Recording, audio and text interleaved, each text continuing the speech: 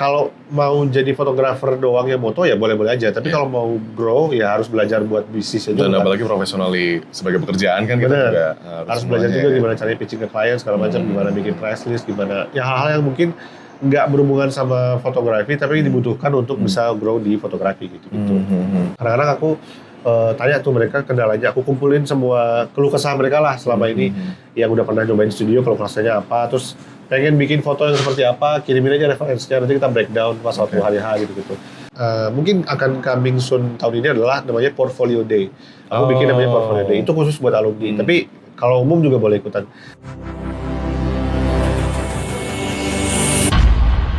Gizmo Talk Podcast by Gizmology.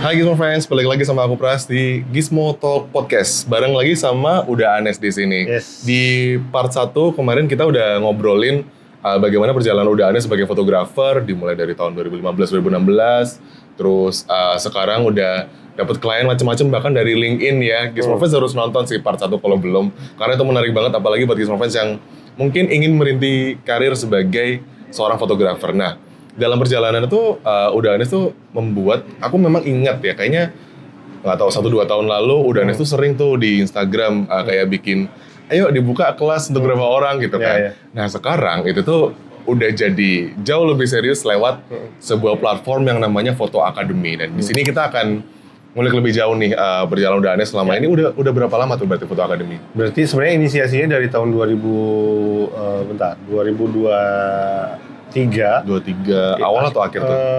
2023 kayaknya akhir deh, atau pertengahan gitu aku lupa. Tapi beneran dimulainya tuh tahun lalu, awal Januari tahun lalu baru dimulai. Cuman yang aku mulai pun sebenarnya di Foto Academy itu baru kayak 1/3 gitu lah, sepertiganya baru aku mulai. Karena mungkin karena masih one man show. Jadi mungkin apa yang bisa aku kerjain sekarang itu yang aku kerjain dulu. Jadi aku nggak nunggu timnya komplit dulu baru aku gerak. Tapi apa nih yang bisa dikerjain dulu ya. Gitu.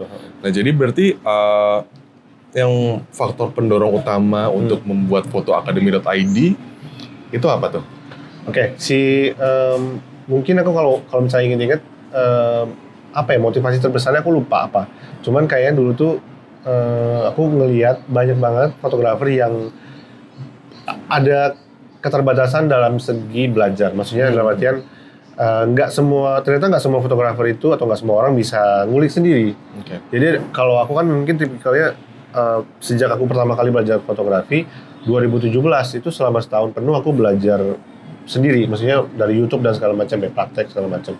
Nah, dan itu pun belajarnya dari YouTube luar negeri, bahasa Inggris kan. Nah, ternyata sampai sekarang walaupun mungkin sudah banyak tutorial di TikTok, di Instagram segala macam, tapi kayaknya ada beberapa orang yang perlu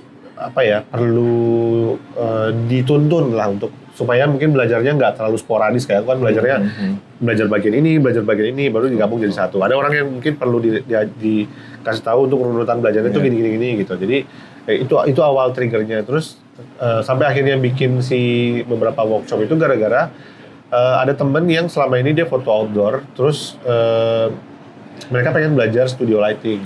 Terus aku cuma bilang simpel aja, ya udah deh kumpulin aja 3-4 orang gitu, kita patungan buat belajar foto di studio, belajar lighting di studio, aku bilang gitu kan. Terus nggak berapa lama, 1-2 bulan kemudian akhirnya ya udah kejadian tuh yang tahun 2000 bulan April. Tapi sebelum yang ada inisiasi itu emang udah nekatannya bikin tahun Januari Februari tahun lalu itu udah bahkan bisa bikinnya langsung di 3 kota, di Jakarta, di Bandung sama di Bali.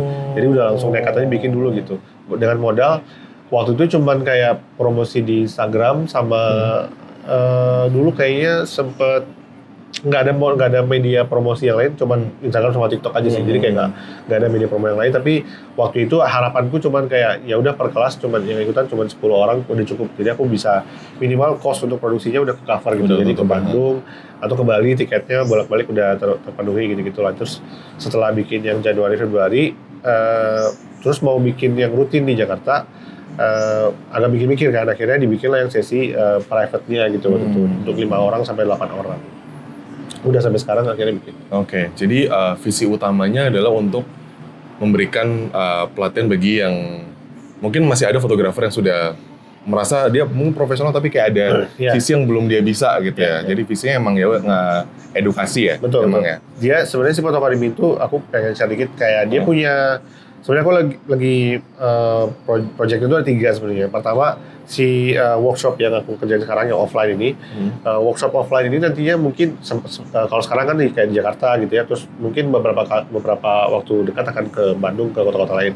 Cuman itu nanti bisa jadi yang jelas workshopnya offline gitu. Ketemu langsung gitu. Misalnya nanti ada workshop retouch dan segala macam gitu atau editing gitu ya. Itu workshop yang sifatnya offline. Terus nanti dia juga ada aku lagi develop yang namanya kayak video on demand-nya gitu. Jadi nanti si Foto Academy ini ada website-nya, ada member areanya, orang-orang bisa sign up, mereka bisa langganan gitu tahunan. Nanti mereka bisa akses video-video yang mereka mau pelajari. Misalnya ada fotografer yang selama ini foto makanan, mau coba foto portrait orang headshot gitu misalnya. Jadi tinggal akses ke situ aja nih. Buat headshot tuh butuhnya apa aja sih, belajar apa, tinggal akses gitu. Terus itu berlaku untuk semua genre lah. Nanti akan ada banyak video tutorial yang mungkin nggak cuma aku yang sharing, tapi ada beberapa orang yang sesuai sama keahliannya. Jadi mereka tinggal kalau ada waktu luang tinggal buka itu, terus tinggal pelajari aja dari situ gitu. Itu yang si video on demand. Terus yang ketiga ada yang lebih ke bootcamp aku bilangnya, karena ini untuk orang-orang yang mungkin selama ini karirnya misalnya dia di influencer marketing atau misalnya dia di kerjaan yang nggak berhubungan sama fotografi, videografi, terus mau terjun ke fotografi gitu. Ada misalnya kemarin yang ikut workshopku tuh dia dancer gitu, dia dance, memang dia profesional dancer gitu. Terus dia mau belajar motret juga. Nah itu untuk orang-orang yang mau shifting karir ke fotografi dalam waktu 3 bulan 6 bulan, ya mungkin diharapkan kayak 6 bulan ikut bootcamp sudah bisa langsung terjun ke industri gitu. Nah itu ada juga yang namanya bootcamp. Cuman itu memang belum dimulai, tapi aku udah sempet ancang-ancang gitu ya mau. Nanti tiap bootcamp itu ada kayak 12 kali pertemuan gitu. Tiap pertemuan ada pematerinya masing-masing gitu. Tapi nanti mungkin ada kayak di akhir-akhir sesi bootcamp ada penjurusannya lah. Jadi kayak aku bakalan one-on-one sama mereka, terus kayak kamu lebih cocoknya di sini. Nanti aku bantu hubungkan sama temanku yang di sini gitu. Jadi biar mereka lebih cepat gitu loh membangun karirnya gitu. Secara seru banget. Visinya udah gede banget. Tapi berarti membangun semua ide itu sudah ada nih, kira-kira aku mau collab sama siapa udah ada semua ya? Udah ada beberapa kayak untuk pematerinya pun udah ada. Maksudnya dari segi 10 pemateri itu kan ada juga yang mungkin praktikal lebih kayak ada juga yang lebih kayak gimana caranya nge-present karya kita di sosmed gitu, layoutnya dan segala macam.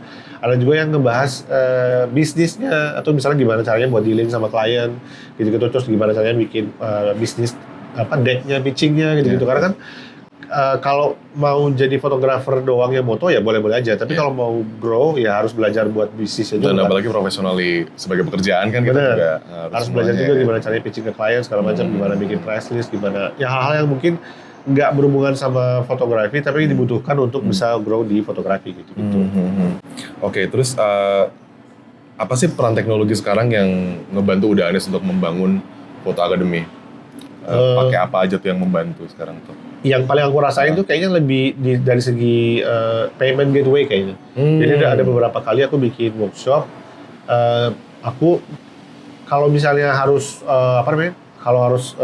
aku atau misalnya hire admin atau misalnya aku jadi admin sendiri untuk bayar-bayar tuh kayaknya agak sedikit repot ya, nyita waktu. Jadi aku sempat waktu itu pakai teknologi DM automation gitu. Jadi aku bikin konten di Reels. Mereka cukup komen aja, dengan mereka komen aku langsung DM secara otomatis gitu. DM mereka secara otomatis tentang cara daftarnya, terus bayarnya gimana segala macam tuh kayak dari mereka komen sampai mereka akhirnya daftar workshop itu nggak lebih dari 5 menit.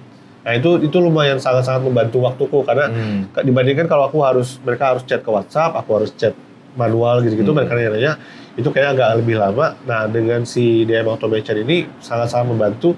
Jadi aku misalnya nge-blast promo, misalnya workshop gitu-gitu, kayak seminggu udah full gitu-gitu. Dengan modal konten aja, terus mereka langsung klik link yang di bio, atau misalnya mereka komen di video, langsung bisa terdaftar gitu. Memang itu berpengaruh besar sih. Ya sama aja kayak kita belanja di TikTok ya. Iya benar. Kayak the process dari kita ngelihat orang live shopping, terus kita belanja kan. Tahu-tahu udah check out aja. Kayak proses verifikasi itu sangat singkat. Apalagi kayak hal-hal kayak mau belajar foto tuh, ketika kita ngelihat sesuatu, oh menarik juga ya. Terus ternyata daftarnya gampang tuh, jadi mereka makin ini ya. makin baik. Itu yang dirimu merasa paling yang membantu ya? Kayaknya yang pernah aku alami peran teknologi itu ya, karena itu kan lumayan, itu kayaknya pakai AI juga ya, tapi dia karena sudah sudah kerjasama sama Meta, jadi nggak kedetek sebagai spam atau gimana gitu. Jadi mereka aku cuman tugasku hanya bikin konten, terus nge-trigger orang untuk komen keyword tertentu, terus mereka langsung bisa daftar workshop. Lebih fokus, lebih aman, dan mungkin buat mereka yang kayak belum bisa punya tim ya masih bisa gitu ya, dengan bantuan. Secara algoritma pun dengan mereka komen gitu-gitu, mereka ngebantuin nge-boost si videonya juga kan. Otomatis dapat audiens baru yang lebih banyak juga dengan cara dengan si mereka banyak komen gitu. Oke. Nah, tapi tantangannya apa sih kalau ngadain pelatihan fotografi secara online dibandingkan offline? Kalau online, aku pernah bikin webinar beberapa kali. Tahun lalu pernah bikin webinar bulan Juni, webinar tentang, ada dua nih, ada yang headshot sama yang retouch. Yang webinar headshot tuh lebih kayak gimana cara bikin portfolionya, terus gimana cara marketingnya, gimana cara nge-approach kliennya, terus mungkin sampai ke tahap ngeliatin BTS-nya. Tapi kalau prakteknya kan nggak bisa. Kalau mau belajar praktek tetap harus ada offline-nya gitu. Jadi kalau yang untuk online tuh punya keterbatasan di prakteknya aja. Mereka tahu, mereka aku ajarin step by step-nya, sampai aku kasih sampel image-nya buat di-retouch atau misalnya buat di-edit gitu-gitu. Tapi ya udah sebatas itu aja. Kalau misalnya ada offline-nya kayaknya akan lebih gampang juga, karena mereka nanti bisa langsung praktek sendiri kan, bisa langsung dapat hasilnya gitu. Kalau yang online tuh keterbatasannya di situ. Kalau misalnya yang di offline, dan yang retouch juga kayaknya aku bikin webinar retouch tuh kayaknya cukup membantu juga buat orang yang mau belajar. Tapi ya itu tadi, kadang-kadang kalau misalnya kita share screen gitu kan kayaknya kualitasnya jadi kayak buram atau tergantung koneksi ya. Agak kurang bisa dipahami mungkin nanti kalau misalnya kalau koneksinya lagi jelek. Makanya aku sempat juga bikin beberapa kali workshop yang retouch tapi yang 10 orang gitu offline gitu. Jadi mereka bisa lihat di layar gede gitu langsung kan. Nah kalau offline biasanya lebih ke ya jadwalnya otomatis harus ngosongin seharian gitu buat mempersiapkan workshopnya gitu sama ya palingan lebih ke ngurusin produksi aja sih, karena kan aku juga walaupun dibantuin sama tim tapi tetap harus mikirin konsepnya, mood boardnya gitu terus nyari talentnya siapa, makeupnya siapa, stylistnya dan segala macam gitu sih. Oke. Tetap ada tempat. I see. Jadi walaupun mungkin kayak ada keterbatasan, tapi mungkin ada aja orang yang pengen online aja ya, karena jam dan waktunya mereka lebih... Sama karena, ya itu tadi, karena keterbatasan jarak ya, maksudnya, karena aku selama ini bikin workshop yang offline kan hanya di Jakarta ya. Orang-orang di daerah yang kalau misalnya pengen ikut juga dan pasti mereka bilang nungguin di Surabaya, nungguin di Bali, nungguin di mana gitu. Aku cuma bisa bilang, kalau memang udah pengen banget belajar, ada kok digital downloadnya gitu, jadi mereka bisa belajar tapi dari video. Bedanya mereka nggak bisa ikut praktek aja, cuman mereka bisa dapat materi yang sama orang yang di workshop offline gitu. Jadi makanya workshop online yang online sebenarnya ya punya keterbatasan di situ aja sih, kayak orang harus keterbatasan fisiknya aja sih. Tapi malah juga bisa menarik yang di luar Jakarta gitu misalnya yang penasaran gitu nah ikut kelas. Oke. Jadi nah selama proses pengajarannya tuh adakah pendekatan unik atau mungkin kurikulum khusus yang udah Anes terapin di Photo Academy? Sebenarnya sampai sekarang, aku kemarin kan bikin workshop, tahun lalu bikin workshop. Di tahun sekarang kayaknya karena waktunya terbatas ya, cuma 6 jam biasanya workshop offline-nya. Jadi yang aku lakuin sekarang di kurikulum yang sekarang adalah ada satu sesi online dulu sebelum workshop offline-nya. Jadi sesi yang tadinya 2 jam pertama dihabisin buat teori dan sharing-sharing materi, itu aku pindahin ke online di H-1 supaya nanti pas hari H waktunya jadi lebih banyak. Karena kalau misalnya praktek itu kadang-kadang waktunya mungkin habis di setup lightingnya sama di makeup gitu kan. Jadi sekarang aku ganti kurikulumnya dengan cara ya udah H-1 kita ngobrol-ngobrol dulu. Sama aku perlu tahu dulu nih masing-masing orang kendalanya apa. Jadi kadang-kadang aku tanya tuh mereka kendalanya, aku kumpulin semua keluh kesah mereka lah selama ini yang udah pernah nyobain studio, keluh kesahnya apa, terus pengen bikin foto yang seperti apa, kirimin aja referensinya, nanti kita breakdown pas waktu hari H gitu. Sama pas hari H di sesi pertama biasanya lebih ke sesi mungkin fundamentalnya kali ya, kayak basic banget tuh langsung aku praktekin pas di awal. Baru sesi 2-nya ada prakteknya gitu-gitu. Oke, jadi ya. Kayaknya lebih efektif mungkin Lebih kalau efektif, gitu. Jadi nggak makan banyak waktu Betul. sesi offline-nya. Karena studio bukan punya aku ya, aku kan rental studio. Betul, Jadi betul. kalau studio punya sendiri mungkin kita bisa bikin the whole day kali ya. Kayak ada dari pagi gitu ya, terus ada break-nya, ada bisa bikin beberapa sesi. Tapi karena rental, jadi mungkin batasnya cuma 6 jam waktunya gitu. Jadi waktu terbatas, jadi aku harus bisa maksimalin waktu yang ada supaya mereka juga ada waktu untuk praktek kan. Karena mereka kadang-kadang menurutku ya, mereka mau ikut workshop offline itu karena mau prakteknya itu kan. Jadi waktu prakteknya harus lebih banyak dibandingkan teorinya sebenarnya. Benar. Oke, terus kalau bagaimana udah Anes memastikan bahwa setiap yang ikutan sesi pelatihan itu mereka mendapatkan pelatihan yang sudah terpersonalisasi. Berarti salah satunya adalah itu tadi ya, sebelum ketemu offline, dirimu pelajari fundamental yang mereka belum paham masing-masing gitu ya. Ya, mereka akan share Instagramnya kan. Aku cek dulu Instagramnya selama ini mereka udah posting apa aja gitu-gitu. Terus tadi ngumpulin kendala-kendala mereka sama mau bikin referensi seperti apa. Tapi kalau misalnya selama ini tuh kayaknya yang ikutan memang agak beragam ya, maksudnya ada videografer juga. Jadi untuk foto-foto mereka belum ada tuh yang di studio. Jadi kadang-kadang mereka benar-benar zero banget, belum pernah nyobain studio lighting gitu. Jadi beberapa ada yang udah pernah coba kayak newborn gitu ya, dia pakai lighting continuous aja, mau cobain pakai flash. Jadi kayak beberapa ada yang memang zero banget pengalamannya, ada yang udah pernah tapi selama ini cuma pakai satu lighting doang dan satu modifier doang selama dia foto, cuma pakai satu lighting terus pakai continuous, pakai lantern gitu-gitu. Jadi kayak kayak gitu deh.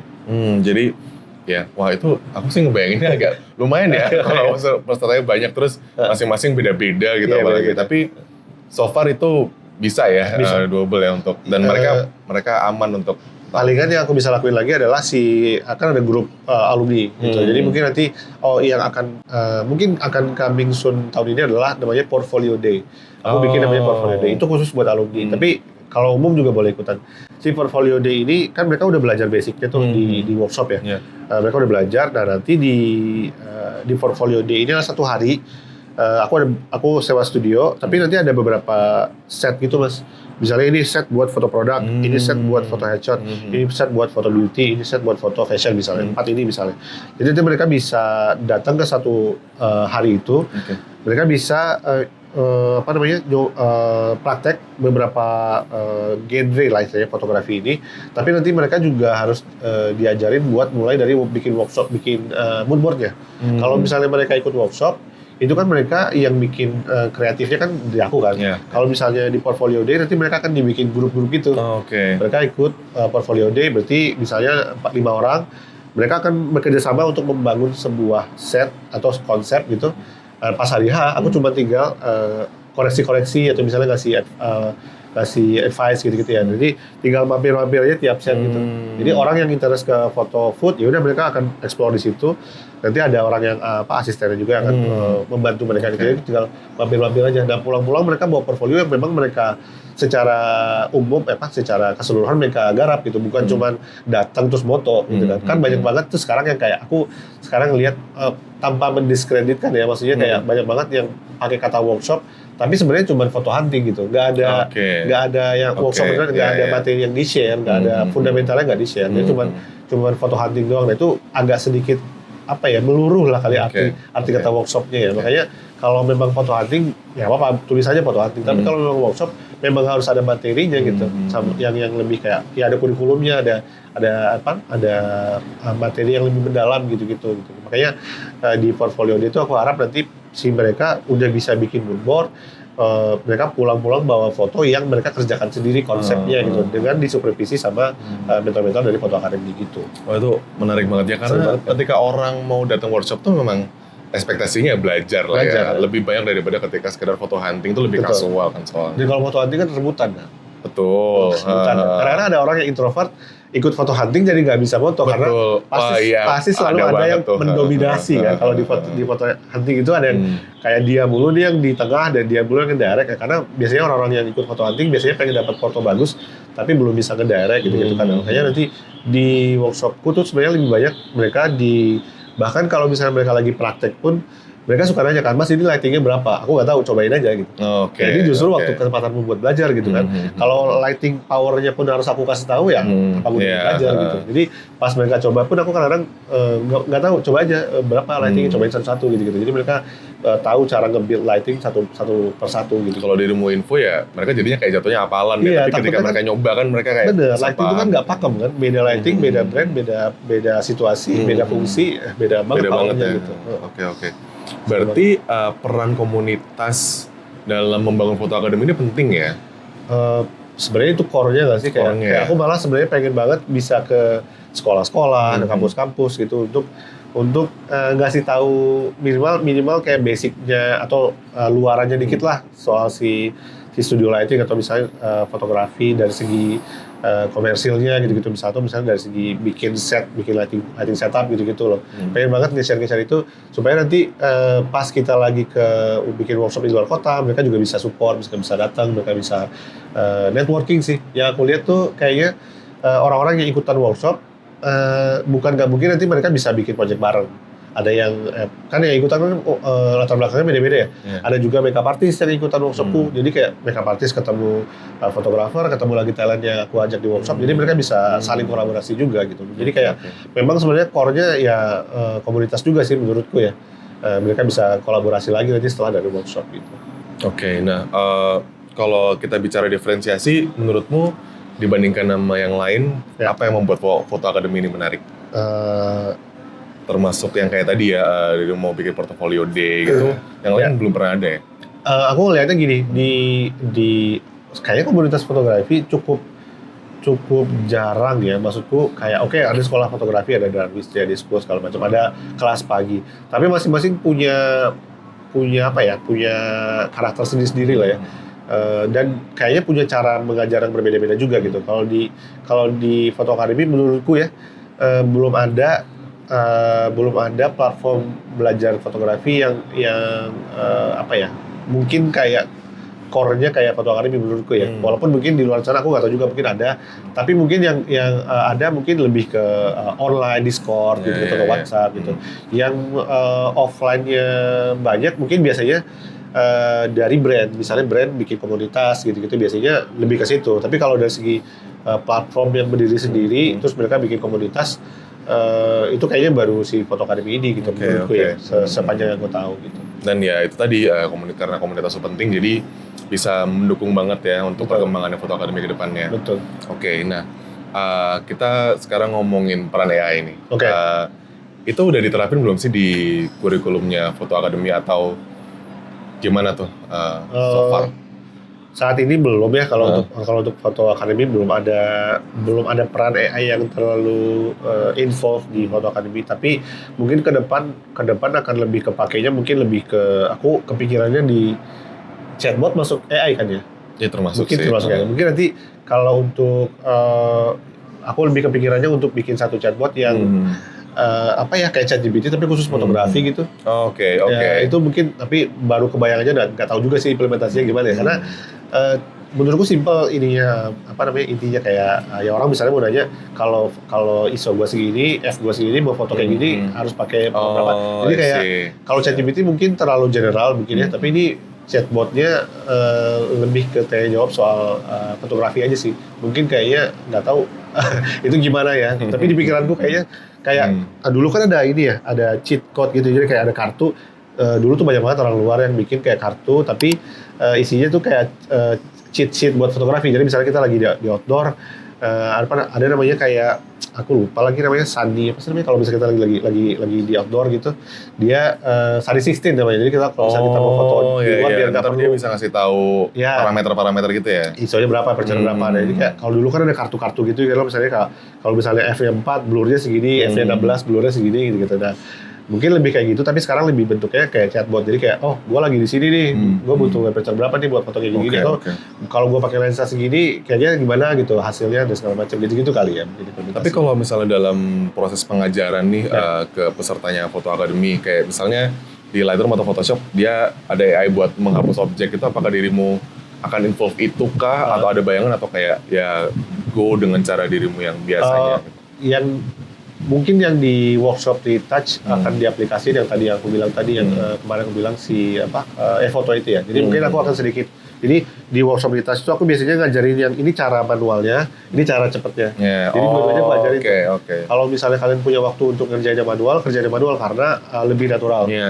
Tapi kalau butuh ngerjain yang banyak dan butuh speed, ya kerjain pakai AI. Terus aku biasanya ngajarin pakai kalau pakai AI itu minusnya ini kadang-kadang suka agak terlalu over gitu-gitu dan kadang-kadang kita nggak bisa custom gitu. Jadi misalnya bisa jadi kayak terlalu fake gitu kan. Jadi kayak harus bisa ngontrol tuh settingannya supaya nggak terlalu fake banget atau misalnya AI banget gitu hasilnya gitu. Tapi ya udah palingan so far kayaknya implementasinya di situ sih. Jadi kayak bukan yang dengan adanya AI terus akhirnya ngajarin foto aja ntar pencahayaannya bisa diatur aja enggak, tapi lebih ke itu kayak nanti dikasih opsi AI bisa ngebantu lebih cepat, tapi konsepnya ini kalau ada waktu bisa nggak usah pakai AI nanti lebih bagus gitu ya. Dikasih pilihan gitu ya. Iya betul. Kayak misalnya photoshoot terus backgroundnya plain gitu terus kayak gampang ntar diganti AI enggak juga sih. Tapi kalau misalnya memang konsepnya memang butuh AI ya pasti akan kondisional ya. Kondisional. Oke. Nah terus kalau dilihat nih masa depan pendidikan fotografi itu kira-kira kedepannya kayak gimana? Adakah yang bakal berbeda dari sebelum-sebelumnya? Ketika fotografer ingin ngasih materi gitu ke para pesertanya gitu. Ada yang beda nggak sih? Ke depannya. Atau mungkin udah diimplementasi yang Foto Academy kan ya sekarang jadinya offline dan online. Itu udah termasuk beda ya sama yang dulu-dulu mungkin ya. Dulu kayaknya ya paling efektif offline gitu. Kalau sekarang mungkin online bisa suplemen gitu ya. Iya, mungkin nanti ke depannya lebih ke pengen bikin yang lebih terintegrasi aja sih antara offline sama online. Maksudnya kalau bisa nanti semua alumni itu terkoneksi. Jadi misalnya si A di Medan butuh tim di sini gitu, misalkan bisa saling support, saling bantu lah misalnya. Atau ini si A lagi butuh editor gitu misalnya. Karena di Foto Academy pun sebenarnya selama ini walaupun platform yang membership areanya belum ready, kita udah ada grup WhatsApp community-nya udah ada. Jadi selama ini pun sebenarnya udah ada tuh kolaborasinya kecilnya gitu. Jadi kayak sering banget aku temui di grup WhatsApp community itu mereka ternyata satu kota, tapi baru ketemu setelah di grup itu. Jadi walaupun mungkin mereka belum pernah satu project, tapi mereka jadi ketemu di satu grup WhatsApp community Foto Academy karena itu ada beberapa grup yang khusus alumni, ada beberapa grup yang memang semua orang boleh ikut. Nah, yang untuk grup yang semua orang boleh ikut ini yang akhirnya banyak terjadi kolaborasinya gitu. Nah itu tuh berbicara banyak tentang pentingnya komunitas ya, karena mungkin ada fotografer yang ngerasa oke, kita bikin workshop satu waktu ini, terus bikin grup WhatsApp, workshop selesai, bagi foto udah gitu kan diem, tapi ternyata ketika itu bisa di-manage dengan baik, potensi kedepannya ya, bahkan mungkin dirimu bisa collab sama peserta gitu kali ya. Banyak banget yang kayaknya ada beberapa peserta workshopku sebelumnya yang akan jadi mentor di bootcamp karena dia kan ada beberapa yang sudah profesional di genre tertentu, tapi mereka ikut workshop karena pengen potret. Jadi itu bisa pas aku lihat fotonya udah banyak yang bagus-bagus sebenarnya. Melengkapi gitu. Jadinya ya. Makanya. Oke. Nah so far pelatihan di Foto Academy apa nih yang udah paling hebat banget menurutmu? Apa mungkin dari jumlah peserta atau kayak ini susah banget tapi akhirnya aku bisa menghadirkan ini? Ya sebenarnya yang Januari ini lumayan surprising karena biasanya kalau fotografer tuh Januari kan jadwalnya agak kosong ya, makanya aku antisipasi dengan cara jadi mungkin bikin workshopnya di Januari aja, nanti pas puasa baru yang bootcamp atau webinarnya gitu ya. Jadi karena aku ngeliat juga audiensnya gitu loh, mereka rame liburnya pas kapan dan kalau puasa kan biasanya lebih banyak yang cenderung mengikuti dari keluar rumah segala macam, jadi bikinnya online aja gitu. Nah menurutku tuh kayak 1 bulan bisa bikin 4 kali workshop gitu, 1 kali workshop isinya bisa 8-10 orang tuh kayaknya udah lumayan achievement sih menurutku. Dan nanti tanggal 26 ada lagi yang workshop yang advance-nya gitu. Kayaknya itu kayaknya achievement paling seru karena biasanya aku tuh sebulan cuma 2 kali dan kapasitasnya paling cuma berapa ya, mungkin 10-an orang atau 15 orang gitu. Sekarang kita bikinnya 1 bulan bisa sampai hampir 50 orang dalam sebulan gitu. Banyak banget tuh. Makanya bulan depan apakah aku belum tahu nih apakah mau running lagi atau mau coba mampir ke beberapa kota gitu. Oke. Nah, ada nggak sih kisah sukses yang bisa di-share dari alumni? Kisah sukses. Yang kayak, aku habis ikut ini udah bisa gini nih gitu. Ada sih harusnya ya, cuman kalau ditembak sekarang aku jadi lupa. Tapi kayaknya memang ada satu fotografer makanan namanya Mbak Meta. Meta nama Instagramnya Meta Moto. Mbak Meta ini dia memang sudah profesional food photographer, tapi dia melihat ceruk lain di headshot. Jadi kayaknya selama ini mungkin banyak yang order, tapi dia tolak karena belum lumayan familiar sama flash ya. Okay. Karena selama ini dia foto makanan biasanya katanya pakai continuous gitu. Jadi dan belum pernah lighting yang banyak banget gitu, 2-3 lighting gitu. Jadi dia ikutan workshop, terus kayaknya udah mulai banyak tuh dia ngambil kerjaan headshotnya, udah mulai kayak bahkan bikin akun baru khusus buat si headshot. Buat gitu. jenis foto yang berbeda ya, karena dia dulunya fotografer ya. Fotografer. Tapi emang beda sih lighting yang Pasti. fill light sama yang Sama treatment juga beda. Kalau foto food kan nggak bisa disuruh ekspresi ya. Mereka cuma bisa digeser-geser. Kalau misalnya orang kan kita perlu ngedirect orang, terus bisa agak sedikit nge-post dikit-dikit gitu kadang-kadang. Jadi beda aja sih pasti. Oke. Jadi ya itu ngebantu orang buat jadi dia bisa dapat project yang lebih luas ya. Bisa growth bisnisnya juga gitu. Terus mungkin kalau berbicara tantangan sampai sekarang yang paling susah apa sih untuk membangun komunitas di Photo Academy ini? Mungkin ini kali ya kayak yang tadi si portfolio day itu adalah salah satu cara untuk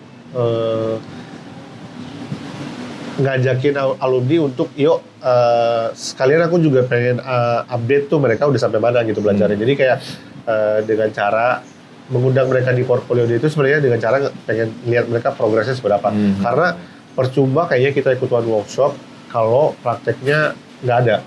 Kayaknya ilmunya bakalan hilang gitu. Sayang aja gitu ya. Karena kalau ilmu lighting, studio lighting itu kayaknya harus sering-sering dicobain gitu. Kayak misalnya kalau aku kalau lagi ada kadang-kadang suka ada dua waktu ya, ada playtime, ada work time. Nah, kalau pas lagi playtime aku coba explore sebebas-bebasnya. Okay. Nah, nanti pas work time biasanya tuh klien ada yang nunjuk fotoku, kayaknya aku mau foto yang kayak gini gitu. Okay. Jadi karena kita udah latihan di playtime-nya, pas begitu work time udah mulai gampang tuh, karena udah pernah ngerjain sebelumnya gitu kan. Jadi menurutku tuh kayaknya tantangan terbesarnya adalah gimana caranya untuk orang-orang yang sudah belajar di workshop ini untuk terus explore skill mereka gitu. Jadi aku juga tetap mantau-mantau kok alumni ini sudah seberapa growth-nya gitu. Mereka udah cobain apa, dan mungkin nanti yang kedepannya kalau nanti udah jadi si membership areanya akan ada kayak reunian misalnya sebulan sekali kayak kita catch up lah gitu ya, misalnya lagi ada project apa terus atau misalnya sebelumnya ngerjain project apa gitu kayak lebih ke community gatheringnya kali mungkin online atau offline. Tapi kalau berbicara tantangan tentang fotografi workshop ini menurut dirimu terlalu niche kah atau enggak juga sebenarnya? Kalau aku bikinnya selama ini kan aku bikinnya memang studio lighting ya, bukan workshop fotografi secara umum gitu. Jadi menurutku cukup segmented, tapi kayaknya banyak juga peminatnya karena nggak semua orang juga yang menurutku gini, si studio lighting itu kayaknya nggak semua orang mau belajar sendiri gitu loh. Kayak mereka mesti kadang-kadang mesti ada temannya gitu. Karena kalau misalnya kalau dulu aku kan memang nekat aja gitu ya buat sewa studio, terus cari talent, cari makeup artist, terus bikin porto. Nah mungkin ada orang yang kayak agak susah juga nih untuk bisa mau bikin porto, tapi kayak aduh mesti sewa studio lagi, budgetnya segala macam gitu-gitu. Jadi kayaknya menurutku itu kayaknya tantangannya ya gitu, mungkin lebih ke situ kali ya. Terus selama ini gimana caranya dirimu ngebagi waktu sebagai profesional fotografer sama ngurusin Photo Academy? Jadi aku baru karena kemarin sudah ada tim, tapi nggak banyak juga ya, baru beberapa. So far karena ini masih Januari ya, belum berasa nih. Kalau tahun lalu tuh karena sebulan cuma 2 kali dan di 2 tanggal yang menurutku tuh cukup aman karena aku bikinnya di weekdays dulu. Jadi bikin di weekdays sudah pasti, biasanya kalau ada kerjaan aku tuh di weekend udah pasti nggak bisa ya. Nah yang Januari ini aku tuh bikinnya ada yang weekdays, ada yang weekend gitu. Jadi untuk orang yang nggak bisa weekdays, mereka bisa di weekend. Nah menurutku tuh kayaknya lebih ke mungkin Kalau untuk aku lupa lagi pertanyaan apa? Kenapa cara bisa dirimu tetap jalan Oh, ya. sebagai fotografer dan ngurusin foto akademi? Apakah waktu dan tenaga ya berarti ya? Ya harus invest Misain itunya ya. karena walaupun mungkin workshopnya 1 hari, tapi tetap aja persiapannya kan ada beberapa hari sebelumnya ya. Kayak misalnya bikin mood boardnya, terus kontak-kontak talentnya dan segala macam. Tapi kalau setelah hari H mah udah pas di hari H mah udah aman gitu ya. Tapi nggak segitu ngaruh diganggu kerjaan sih. Yang penting aku udah ngeplot-plotin tanggalnya aja sih sebenarnya. Kalau misalnya bulan depan aku udah ngeplotin tanggal-tanggal buat workshop, ya udah berarti kalau ada kerjaan di hari yang sama, ya palingan yang ngambil tim atau aku nggak bisa ngambil gitu. Perlu nggak dirimu kayak ngeplot 1 hari buat nggak ngapa-ngapain gitu? Lagi istirahat gitu. Januari ini kebetulan ya kayak paling cuma bisa ada 1-2 hari aja sih yang kayak rest day gitu ya. Tapi biasanya kalau rest day pun tetap harus konten sih. At least edit konten gitu biasanya. Jadi sebulan tuh biasanya waktu leha-lehanya paling cuma 2-3 hari lah ya. 2-3 hari ya. Nggak ngapa-ngapain gitu ya. Ya karena kayak butuh biar nggak burn out gitu. Iya kali ya. benar. Oke. Menurutmu dengan adanya Foto Akademi ini, apakah itu dia bisa meningkatkan literasi digital di kreator muda? Jadi kayak mungkin mereka jadi belajar banyak tentang teknik dan mungkin apa tools yang dibutuhkan gitu ya. Itu mendukung ya berarti ya? Paling tidak ada yang ini kali ya, ada tempat konsultasi sama ada yang mengarahkan kali ya. Mungkin kayaknya dulu aku tuh juga nggak ada, mungkin sempat di komunitas, tapi kayaknya dulu tuh lebih banyak learning by doing gitu. Menurutku kalau di Foto Academy, at least kalau misalnya punya pertanyaan bisa ada tempat bertanyanya lah di grup. Walaupun misalnya di grup nanti bukan aku doang yang jawab, misalnya ada tim lain atau misalnya peserta lain yang bisa jawab, ya mereka jawab aja gitu. Misalnya, Mas aku besok ada kerjaan ini nih, kalau misalnya aku, jadi rekomendasiin dong ininya lightingnya berapa aja yang dibutuhin dan segala macam gitu. Nah kadang-kadang tuh yang pas dia post di grup, yang jawab tuh nggak cuma aku kadang-kadang. Jadi ada beberapa orang yang udah pernah ngerjain sebelumnya dan mereka willing buat jawab juga gitu. Oke. Nah terus gimana caranya udah Anes kayak ini kan fotografi kan tentang kreativitas ya. Dan mungkin kalau kita ngajarin juga pasti ada contohnya gitu. Gimana caranya ngarahin supaya mereka instead of mereplikasi tapi bikin versi mereka sendiri. Mendorong kreativitasnya mereka tuh gimana? Aku biasanya lebih ke nge-trigger mereka buat cari inspirasi di media lain atau di form of art yang lain ya. Misalnya kayak sering-sering nonton film atau misalnya lihat karya-karya. Sebenarnya kan kita dapat inspirasi itu nggak cuma dari fotografer lain ya, kayak misalnya dari pelukis misalnya atau dari segi orang-orang yang suka bikin instalasi art gitu-gitu, kayaknya bisa juga dapat inspirasi deh menurutku ya. Apalagi di film sama musik tuh kayaknya bisa dapat inspirasi banyak dari situ sih. Menurutku kayaknya aku selama ini lebih banyak nge-trigger mereka buat cari inspirasinya dari form of art yang lain kayak musik atau film gitu-gitu sih. Oke. Jadi untuk ya supaya kreativitas mereka tetap bisa terus berkembang tanpa harus nge-replicate yang lain yang udah ada gitu ya. Caranya kayak gitu. Oke, terakhir nih tentang rencana ke depannya sama Foto Academy dalam waktu dekat mau apa yang baru? Yang baru mungkin kayaknya mungkin bootcamp akan jalan di Maret ya. Aku lagi planning ke situ juga, lagi develop website juga. Sama si Foto Academy Day sih. Kayaknya 3 itu yang jadi project di backlog tuh, kayak misalnya aku kayaknya 3 itu yang lagi di aim gitu ya, si websitenya, si bootcampnya sama si foto portfolio day itu. Kayaknya 3 itu yang tahun ini di luar dari workshop offline mungkin yang akan ke beberapa kota gitu-gitu ya, mungkin akan mampir ke kota-kota juga. Ada ini nggak sih kayak inovasi spesifik yang dirimu tahun ini mungkin materinya mau diubah supaya lebih relevan, supaya lebih menarik gitu? Ada yang mau diubah nggak? Kalau untuk mungkin biasanya aku tuh kadang-kadang menyesuaikan ke talent juga sih. Maksudnya kayaknya kan nggak semua konsep aku bisa terapin ke semua talent. Kadang-kadang tuh bikin konsep atau bikin tema workshopnya itu berdasarkan talentnya yang aku dapat yang untuk di-hire buat workshop ya. Jadi kalau misalnya talentnya kayaknya cocok banget buat beauty, ya udah aku jadiin buat beauty gitu. Jadi kadang-kadang tuh konsepnya based on talent atau kadang-kadang based on makeup artistnya juga. Mereka lagi pengen explore apa ya aku support sekalian gitu buat mereka pas di hari H gitu. Jadi nggak sepenuhnya kayak harus ngikutin tren sekarang konten kayak gimana, tapi ya lebih ke kebutuhan Ya, pesertanya nyocokin ya. aja. Dan Again, iya, karena itu juga modal tuh. personalisasi. Itu juga tuh ya. kadang-kadang ada workshop yang kemarin ini tuh lumayan banyak juga di demand-nya ya. Jadi ada beberapa yang aku lihat beberapa perusahaan mereka itu masukin karyawannya ke workshopku. Oh, Supaya nanti mereka nggak perlu lagi hire Oke. fotografer buat fotoin produknya. Jadi mereka nge-training karyawan-karyawannya di workshop aku. Aku tuh udah beberapa kali ngalamin terus kayak nanya.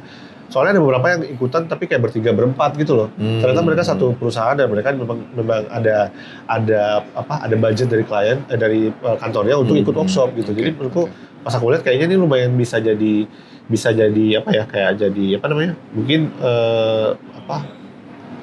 kan tadi ada tiga si fotografinya ada tiga hal utamanya gitu ya. Nah, mungkin bisa jadi project keempatnya gitu ya untuk bisa nge-provide workshop buat perusahaan-perusahaan yang mau internal kantor supaya daripada mereka kayak nge-hire orang baru yang mungkin building trust dan segala macam yang mereka nggak bisa pegang, ya udah dari karyawan mereka tolong dong dilatih gitu ya. Karena kan mereka kan tiap bulan produksi konten, produksi foto shoot buat brand mereka kan. Jadi instead of mereka mungkin nge-hire professional fotografer tiap bulan, mungkin mereka bisa naikin sumber daya manusia yang udah ada aja gitu. Karyawan mereka dilatih untuk bisa bikin foto yang lebih profesional gitu. Berarti nggak menutup kemungkinan nanti udah Anes kayak kudu nyari lebih banyak ini ya mentor ya, karena kan orangnya itu tadi satu kantor bisa 3-4 orang. Nah mungkin Gizmo Friends nanti yang ngerasa udah punya keahlian, terus kayak ada yang kurang, nanti akhirnya ikut sesinya Foto Academy, akhirnya sudah punya the whole yang dibutuhkan gitu, bisa siapa tahu jadi kerjasama mau udah Anes. Iya, akan banyak banget butuh mentor karena aku kan cuma satu ya, nggak bisa di tiap workshop aku doang yang ngajar kan pasti nggak bisa. Bener, oke. Wah, menarik banget. Jadi, karena awalnya mungkin tadi sebelum sesi ini, quick scroll kayak di Instagramnya Foto Academy, portofolionya menarik, terus ada ini. Tapi ternyata visinya udah gede banget. Kayak udah bakal ada portofolio day, terus ada alumni yang, itu aku yakin penting banget buat mungkin Gizmo Friends yang kayak pengen ngadain pelatihan tuh penting untuk kita manage peserta yang udah ikut supaya ya bisa nanti ada kesempatan apalah di masa depan gitu ya. Buat kolaborasi segala macam gitu. Wah, thank you banget udah Sama-sama, sharing Mas. di Gizmo Talk. Menarik banget, semoga bisa menginspirasi semua Gizmo Friends di sini yang mungkin mau belajar fotografi, dan mungkin kalau mau kontak si Uda Anes bisa langsung ada di Instagram ya, sama portofolionya ada di fotoacademy.id. Ya. Gitu. Nanti di dalam situ ada di profilnya udah ada beberapa yang bisa Gizmo Friends ikutin. Kalau mau ikut tahun ini mau ada apa, ada banyak banget yang seru tahun ini. Gizmo Friends bisa pantau. Oke, mungkin sekian dulu sesi Gizmo Talk kali ini. Gizmo Friends kalau misalnya ada saran mau kita ngobrol sama siapa, drop aja komen di bawah. Dan sampai ketemu di video-video berikutnya. Bye-bye.